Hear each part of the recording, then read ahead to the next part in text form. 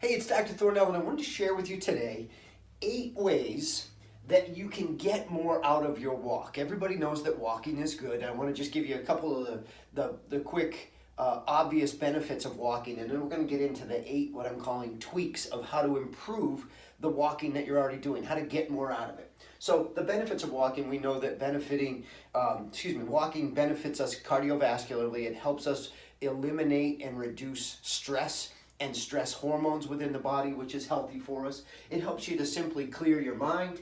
If we're doing that walking outdoors, then we're able to get more oxygen and fresh air. And if it's a good time of year, especially here in the Northeast, then we're able to get vitamin D from the sunlight. And all those things help improve our health overall. And everybody sort of knows that already, and there are far more benefits to walking. I'm just hitting on a couple of them here. But what I really want to get into is how to take the walking that you're doing and make it even more beneficial. So here are the tweaks that I want to give you. We want to make sure that we're walking at least 10 minutes when we go out there and we do those, a quick walk at lunchtime or something like that. At least make sure that we're getting 10 minutes or more. And the reason for that 10 minutes is one of the big benefits to walking is it helps reduce arthritis in spinal joints especially, but also other joints. And what we need to have within those joints is this pumping action that happens. Every time our feet hit the ground, the spine does this. And that pumping action brings oxygen and nutrients into those joints and helps flush out waste products. That process takes time. So if we're out there for less than 10 minutes, or we're walking a couple of steps and we're stopping, and then we're walking a couple more steps, it's not the same as getting out there, having a good stride, a good pace, and doing 10 plus minutes, getting that fluid transfer in and out of those joints and keeping them healthy, providing them with oxygen and nutrients. So 10 plus minutes. The second thing you can do to take your walk and make it more beneficial is to simply walk faster. Increase the amount of length in your stride. Make it more difficult either by walking faster, increasing your stride, or walking on an incline. Find a hill. If you're on a treadmill, just hit the incline button and bring it up a notch.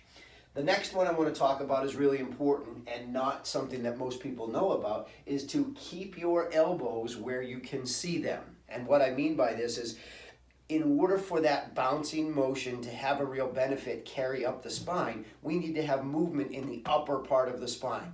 And the best way to do that is to walk like a speed walker. If I keep my elbows where I can see them, what's happening from the backside there is you'll see my shoulder blades moving quite a bit. If I'm just out walking, I can do this, and there's not much happening up in here. But if I'm doing this, there's a lot of activity.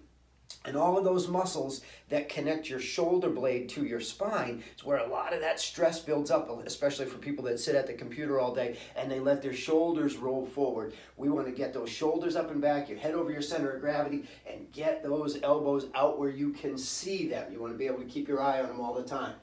The next one is to walk with some hand weights. If we want to take our walk up a notch, then if we walk with some hand weights, 2, 3, even 5-pound weights, when we're doing our walking, we're building some muscle, we're maintaining some muscle mass, and we're actually helping our bone density. Everything we do that puts pressure on bone, that puts demand on bone or muscle, helps to keep them strong. So increase the amount of weight. If you really want to be, a hero with this, you get yourself a weight vest and go out and do your walk, and you can carry 12 or 15 or even 20 pounds with those weight vests. The next one is to take a different route. Don't always walk in the same path that you take. That's for brain health. We want to keep our brain stimulated. Take a different route. You'll see some different things. You'll smell some different things. Keeping all of your senses alerted and feeding information to your brain is what keeps your brain healthy. So take different routes. Go with a partner. Make it a social event. That socialization part of it is important for your overall health. You're also more likely to be consistent with it, and you're probably going to walk a little bit longer because you're enjoying your time with your friend. Listen to something educational. If you're going to take this time and get out and walk, if we want to take that up a notch, we listen to something educational and we learn something while we're doing that walking. One of the best things you can do while you're walking and learning is learn about nutrition. It's time you're out there, your body is engaged and in tune, and you're far more likely to appreciate the information that you're hearing while you're actually physically using your body. The last one is to listen to anything really that you enjoy for a couple of reasons. Number one, we want exercise and walking to be something that you enjoy and therefore you look forward to and you're going to be consistent with. And secondly, it's going to help you to do it a little bit longer. If you're listening to a bunch of music that you really love, then you might stay out there a little bit longer. And the longer we walk, the more benefit we're going to get. So you can employ any one of these tweaks. You can employ all of them, however you want to do it. But the key is we've got to get out there. We've got to be consistent with our walking. And while we're out there doing it, we might as well get the most out of it possible.